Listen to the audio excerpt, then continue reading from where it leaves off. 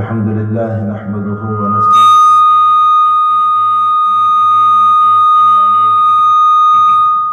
ونعوذ بالله من شرور انفسنا ومن سيئات اعمالنا من يهده الله فلا مضل له ومن يضلله فلا هادي له اشهد ان لا اله الا الله وحده لا شريك له ونشهد ان سيدنا ومولانا محمدا عبده ورسوله صلى الله تعالى عليه وعلى آله وأصحابه وأتباعه وأزواجه وذرياته وأهل بيته وأهل طاعته أجمعين أما بعد أعوذ بالله من الشيطان الرجيم بسم الله الرحمن الرحيم زين للناس حب الشهوات من النساء والبنين والقناطر المقنطرة من الذهب والفضة والخيل المسومة والأنعام والحرث ذلك متاع الحياة الدنيا والله عنده حسن المآب صدق الله العظيم.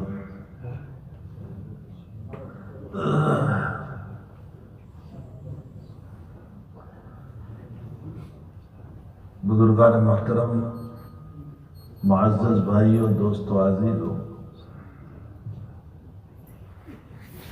میں نے جو آیت شریفہ پڑھی ہے پہلے اس کا ترجمہ کرتا، اس لیے کہ زندگیاں پوری ہو جاتی ہے، قرآن آیات کا ترجمہ بھی ہمیں معلوم نہیں ہوتا. ساری زندگی پوری ہو گئی، الحمد شریف کا ترجمہ ابھی تک معلوم نہ ہوا. زندگیاں پوری ہو گئی، سورہ ناس اور فلق پڑھتے پڑھتے ابھی تک اس کا مطلب اور میننگ معلوم نہیں. میری تو چاہت یہ ہے کہ ہر مسجد کے اندر روزانہ 3 آیتیں پڑھی جائے اور 3 آیتوں کا ترجمہ سکھایا جائے. تمام مصلیوں کو روزانہ 3 آیات پڑھی جائیں، 3 آیات کا ترجمہ. اس لیے کہ میرے محبوب کا جب خط آتا ہے مجھ پر اور میں اس کی زبان نہیں جانتا تو میں اس خط کو 10 آدمی کے پاس لے جاتا ہوں کہ میرے محبوب نے کیا لکھا ہے اس میں تو جانتا نہیں اس زبان کو. تو میں اپنے محبوب کے مضمون کو سمجھنے کے لیے 10 لوگوں کے پاس جاتا ہوں. اللہ رب العزت ہمارا مالک بھی ہے، محبوب بھی ہے.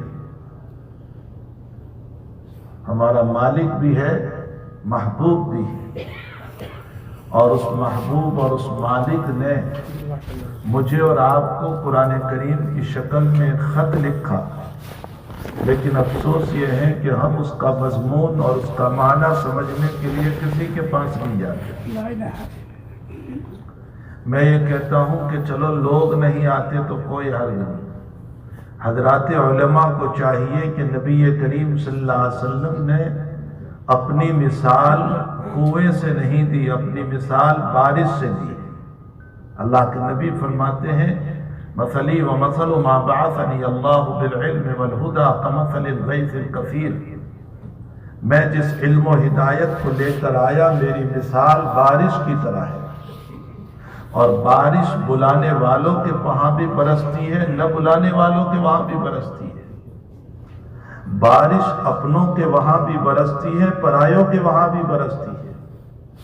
بارش امیر کے وہاں بھی برستی ہے، غریب کے وہاں بھی برستی ہے.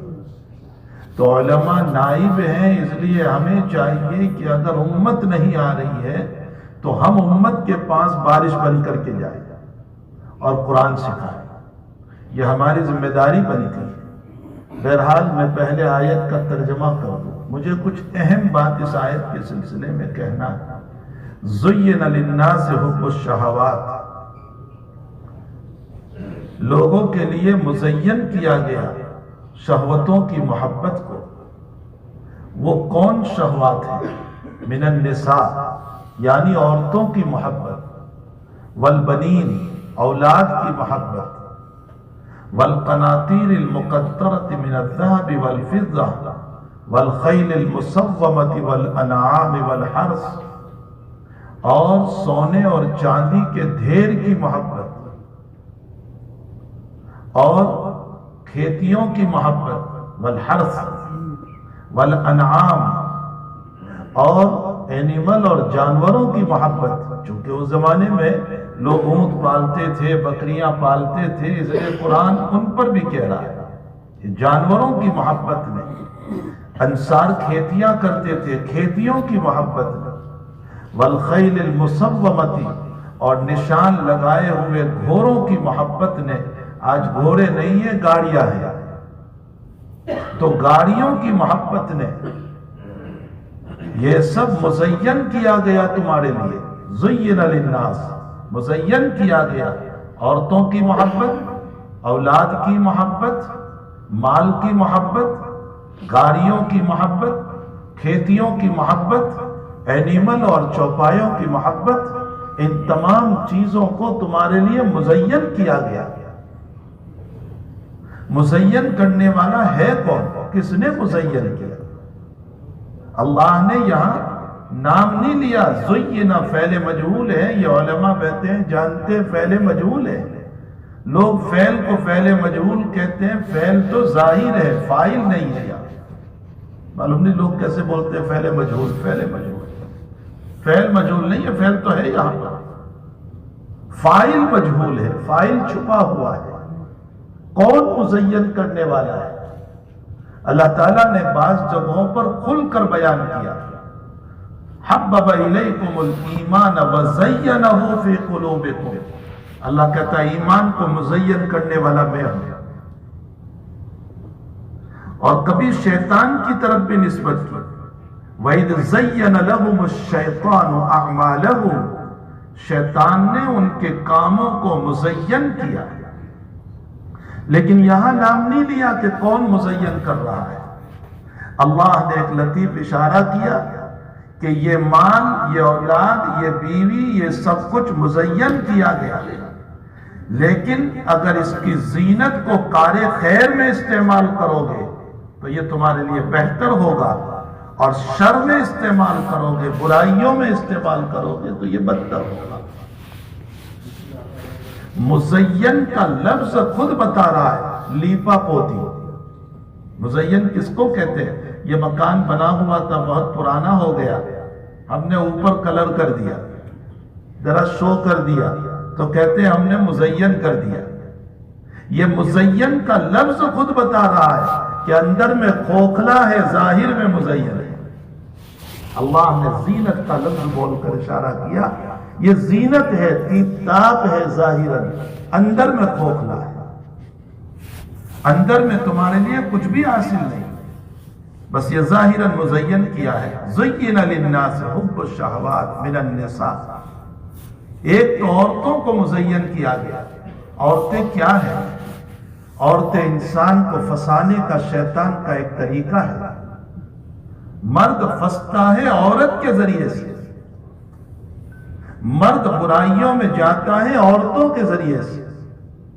نبی اکرم صلی اللہ علیہ وسلم نے فرمایا، النساء حبائل الشیطان، ابن ماجہ اور ترمذی کی روایت ہے، النساء حبائل الشیطان، عورتیں شیطان کا فندہ ہے، شیطان کا جال ہے۔ ابن ابی دنیا رحمت اللہ علیہ بہت بڑے ولی کامل اس امت میں گزرے ہیں، انہوں نے ایک کتاب لکھی ہے مقائد الشیطان، اس میں لکھا ہے کہ حسن بن صالح بن محمد رحمت اللہ علیہ بہت بڑے درجے کے تابعی ہیں، وہ یہ فرماتے ہیں کہ شیطان یوں کہتا ہے عورتوں کو،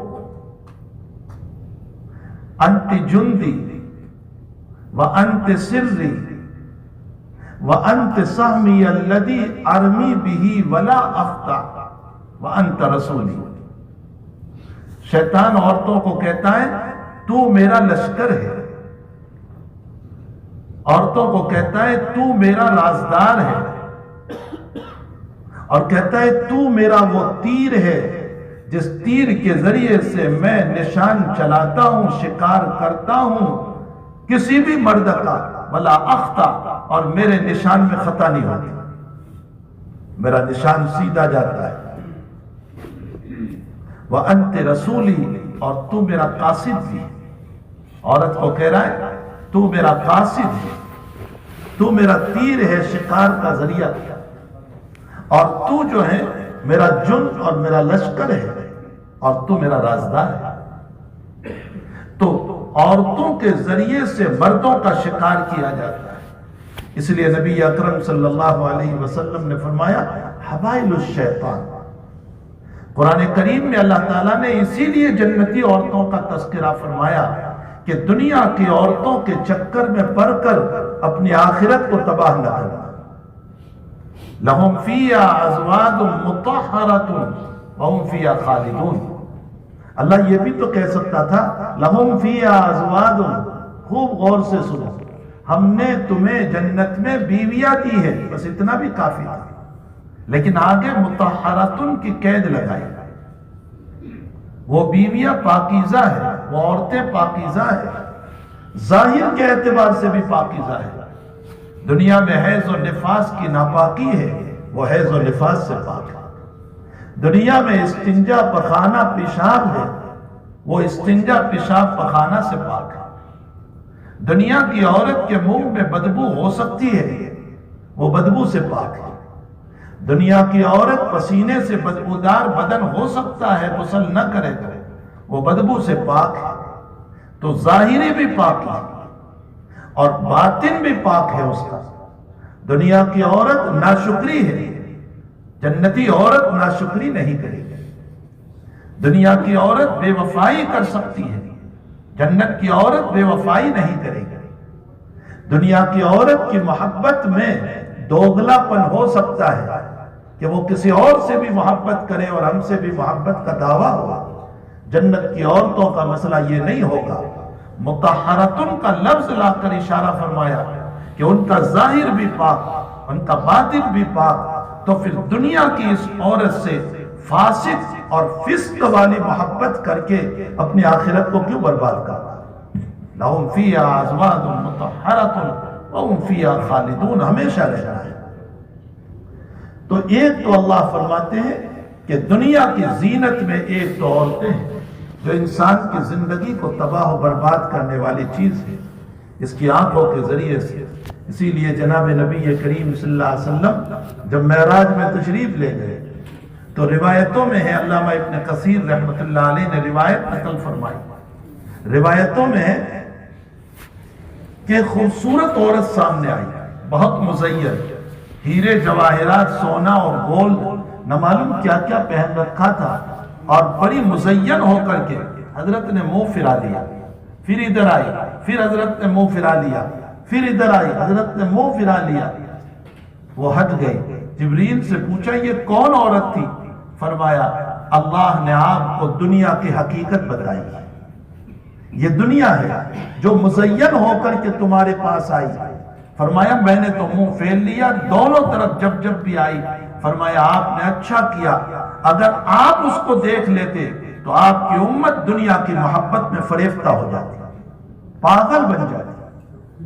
اسی لیے معراج کی روایت میں یہ بھی ہے کہ نبی علیہ السلام کو دودھ اور شراب پیش کیا گیا۔ صحیح ترین بخاری اور مسلم کی روایت ہے، دودھ اور شراب۔ کوئی کہے کہ شراب کیوں پیش کیا، وہ تو حرام ہے۔ بھائی معراج تو مکے میں ہوئی اور ابھی شراب حرام نہیں ہوئی تھی، اس وقت حلال تھی، لیکن حضرت نے جبریل امین کے اشارے پر دودھ کو لے لیا، شراب کو ایک طرف چھوڑ دیا۔ حضرت جبریل نے فرمایا تم نے اچھا کیا، اگر تم شراب کو لے لیتے تو تمہاری امت گمراہ ہو جاتی۔ یہ سب مثالی باتیں تھیں، امثال تھی، مثالیں تھی آپ کی امت سے متعلق۔ تو بہرحال دنیا بن سور کر آئی، حضور پاک صلی اللہ علیہ وسلم نے منہ پھیر لیا، نبی نے منہ پھیر لیا، تب بھی آپ کی امت اتنی دیوانی بنی ہوئی ہے۔ اگر نبی دیکھ لیتے تو امت کا کیا حال ہے؟ یعنی آپ نے منہ پھیر لیا پھر بھی امت اتنی دیوانی بنی ہوئی ہے، دنیا کی پاگل بنی ہوئی ہے کہ اس کی وجہ سے نماز ضائع ہو گئی، اس کی وجہ سے حلال و حرام ختم ہو گیا، اس کی وجہ سے جھوٹ سچ سب جائز ہو گیا، اس کی وجہ سے اس وقت فتویٰ نکلا ہوا ہے کہ سود حلال ہے، کس نے کہا حرام؟ مصر کے علماء نے فتویٰ دے دیا پیسوں کی لالچ میں کہ سود حلال ہے نصوص قطعیہ کا انکار کر دیا. جب نبی نے منہ پھیر لیا اس کے بعد امت کا یہ حال ہے تو اگر نبی دیکھ لیتے تو امت کی ضلالت کا کیا حال ہوتا, امت کی محبت کا کیا حال ہوتا. بہرحال قرآن کریم میں اللہ نے فرمایا ایک تو عورتیں ہیں جو مزین کی گئی, اس کی وجہ سے انسان اپنے پاؤں کو پھنسا دیتا ہے. والبنین, اور دوسرے نمبر پر اولاد ہے. اولاد کی بنیاد پر بھی انسان فتنوں میں مبتلا ہوتا ہے. اولاد کی بنیاد پر بھی اس کی عبادتیں ضائع ہوتی ہیں. اولاد کی بنیاد پر بھی دین بگڑتا چلا جاتا ہے. انما اموالکم و اولادکم فتنہ, تمہاری اولاد اور تمہارا مال فتنہ ہے. قاضی یاز رحمت اللہ علیہ مسلم شریف کی شرح اکمال المعلم میں فرماتے ہیں کہ جہاں فتنے کا لفظ آیا ہے اگرچہ معنی امتحان کا ہوتا ہے لیکن جس کو فتنہ کہا گیا اس کا نتیجہ برا ہی نکلتا ہے. معلوم ہوتا ہے عورت پر فتنہ بولا گیا نتیجہ برا ہے, اولاد کو فتنہ کہا گیا اس کا نتیجہ برا ہے. مصنف عبد الرزاق میں نبی اکرم صلی اللہ علیہ وسلم کا ارشاد گرامی ہمارے دلوں کو ہلا دیتا ہے. اللہ کے نبی علیہ السلام نے فرمایا الاولاد مجبنۃ ومبخلۃ ومجہلۃ ومحزنۃ. کیا حضور کا فرمان ہے. فرمایا اولاد ماں باپ کو بزدل بنا دیتی ہے. نہیں یہ اولاد ہے ہم کہاں جماعت میں جائیں گے, اولاد ہے ہم کہاں دین کے کام میں جائیں گے, میری اولاد کو چھوڑ کر میں کہاں جاؤں گا. اولاد ماں باپ کو بزدل بنا دیتی ہے. ومبخلۃ, بخیل بنا دیتی ہے. نہیں میں صدقہ نہیں کروں گا, کوئی تدبیر نکالو تاکہ زکوٰۃ بھی ساقط ہو جائے, کوئی ہیلا نکال دو. کیوں؟ میری اولاد ہے, میری اولاد ہے. تو اولاد ماں باپ کو بخیل بنا دیتی ہے. ومجہلۃ, اولاد ماں باپ کو جہالت میں رکھتی ہے. اس کی وجہ سے انسان علم حاصل نہیں کرتا, اس کی وجہ سے انسان حصول علم کی طرف نہیں جاتا. اور یاد رکھو نبی اکرم صلی اللہ علیہ وسلم کا ارشاد ہے جہالت یہ انسان کو تباہ و برباد کرنے والی چیز ہے. جس انسان کے پاس علم نہیں ہوتا شیطان اس کو بہت جلدی قبضے میں لے لیتا ہے. حضور پاک صلی اللہ علیہ وسلم نے فرمایا فقیہ واحد اشد علی الشیطان من الف عابد. ایک فقیہ یعنی عالم باعمل فقیہ, ترجمہ یاد رکھنا, عالم باعمل فقیہ وہ 1000 عابدوں سے افضل ہے, 1000 عبادت کرنے والوں سے افضل ہے. علامہ ابن عبد البر رحمت اللہ علیہ نے کتاب لکھی ہے جامع العلم والبیان, اس میں ایک عجیب و غریب واقعہ نقل کیا. فرمایا کہ جب کسی عالم کی موت ہوتی ہے تو شیطان بہت روتا ہے, بہت روتا ہے. تو اس کے شاگردوں نے اس کو پوچھا کہ تو اتنا کیوں روتا ہے کسی عالم کی موت پر, عابد کی موت پر تو اتنا نہیں روتا, عالم کی موت پر اتنا کیوں روتا ہے؟ تو شیطان نے کہا کہ میرے ساتھ چلو. ایک عابد کے پاس لے گیا اپنے شاگردوں کو, عابد سے انسانی شکل میں جا کر کے کہا مجھے ایک سوال ہے, میرے سوال کا آپ جواب دو گے, بڑے عبادت گزار ہے آپ کا, بتائیے. کہا کیا اللہ قادر ہے کہ ایک انڈے میں, ایک ایگ میں اس ساری زمین اور سارے آسمان کو لے لے؟ زمین اپنی حالت پر رہے, آسمان اپنی حالت پر رہے, اور ایک انڈے میں سب کو لے لے, کیا یہ ہو سکتا ہے؟ عابد تھوڑی دیر سوچ میں پڑ کر کے کہنے لگا ممکن نہیں ہے, ممکن نہیں ہے کہ اتنے ایک میں آسمان و زمین آ جائے, وہ بھی ساتوں آسمان اور زمین. کا اچھی بات ہے. شیطان اپنے شاگردوں کو لے کر نکلا اور کہا میں نے اس کو شک میں ڈال دیا ایمان کے بعد میں, اب اس کا ایمان رخصت ہو گیا. دیکھیں ہمیں پتہ بھی نہیں چلتا کہ شیطان کیسے ایمان دیتا ہے. فرمایا میں نے اس کو شک میں ڈال دیا, اس کا ایمان رخصت ہو گیا, اس کا ایمان نہیں رہا. چلیے اب میرے ساتھ ایک عالم کے پاس لے گئے. یہی سوال کیا کیا ایک اور ایک انڈے میں آسمان و زمین کو اللہ ڈال سکتا ہے؟ عالم نے کہا بالکل. انما امرہ اذا اراد شیئا ان یقول له کن فیکون. فرمایا وہ کن کہتا ہے تو ساری چیز کا وجود ہو جاتا ہے. ماں کی رحمدانی میں اتنے بڑے بچے کو پال لیا کرتا ہے، وہ کائنات کو بھی اندھے میں لا سکتا ہے. کہا ٹھیک ہے. وہاں سے نکلا اور کہا یہ ہے عالم فقیہ. اس کا ایمان محفوظ ہوا. سید الطائفہ جنید بغدادی رحمت اللہ علیہ کے بعد میں ابن ابی دنیا نے نقل کیا ہے. فرمایا شیطان ان کے پاس گیا اور کہا کہ تو کون ہے؟ تو جنید نے کہا، شیطان کہنے لگا وہی ہوں جس پر تو لا حول پڑھتا رہتا ہے. میں وہی ہوں جس پر تو لا حول. میں شیطان. کہا اچھا میرا ایک سوال ہے. سید الطائفہ جنید فرماتے ہیں کہ مجھے بڑا تعجب ہے، تو اتنا بڑا فقیہ عالم، اتنا عبادت گزار، تو نے کیوں سجدہ نہیں کیا آدم کو؟ کیا رکاوٹ تجھے ہو گئی تھی کہ تو نے سجدہ نہیں کیا؟ تو کیا جواب دیا؟ ایک وقت یہ جواب سن کر آپ بھی سوچنے میں پڑ جاؤ. اس کا جواب یعنی ہمارا ایمان بھی دگمگا جائے گا. کیا جواب دیا؟ ارے جنید، اتنا بڑا اللہ والا عابد زاہد عالم ہے اور تو اللہ کی ذات کے ہوتے ہوئے غیر اللہ کو سجدہ کرنے کو کہہ رہا ہے مجھے؟ کیسا بہترین کہہ رہا ہے. وہاں اللہ کی ذات موجود تھی تو میں اس ذات کے ہوتے ہوئے آدم کو، یہ تو غیر اللہ کو سجدہ تھا، میں کیسے مانتا؟ جنید بغدادی کہتے ہیں میرا بھی دماغ چکرا گیا. میں سوچنے لگا کہ واقعتاً یہی مسئلہ ہے کہ ذات رب کے ہوتے ہوئے غیر اللہ کے سجدے کا کیا مسئلہ ہوگا. فرمایا جب یہ بات میرے دل میں آئی تو مجھے ایسا لگا کہ میرا ایمان آہستہ آہستہ نکل رہا ہے. شک کا مسئلہ. لیکن اللہ نے میری حفاظت کی. رب کریم کا الہامی جواب میرے دل پر آیا کہ حکم رب کو ماننا یہ بھی تو اللہ ہی کو ماننا تھا. اگر تو رب کے حکم کو مان لیتا تو اللہ کو مان لیتا. بشمار نظائر ہے. یہ وقت نہیں ہے کہ اس مختصر وقت میں شیطان کے حربوں کو تمہارے سامنے بیان کروں. میں یہ اس لیے کچھ نظائر بتا رہا ہوں تاکہ ہمیں یہ پتا چلے کہ شیطان ہمارے پاس بھی آتا ہے، وہ ہمیں بھی گمراہ کرتا ہے. تو شیطان، نبی اکرم صلی اللہ علیہ وسلم نے فرمایا اولاد جو ہے ایک تو ہماری بزدلی کا ذریعہ، ایک بخیلی کا ذریعہ، جہالت کا ذریعہ، اور چوتھا محزنۃ. نبی علیہ السلام فرماتے ہیں اولاد غمگینی کا ذریعہ. اس کی وجہ سے غموم، اس کی وجہ سے حالات، اس کی وجہ سے پریشانیاں.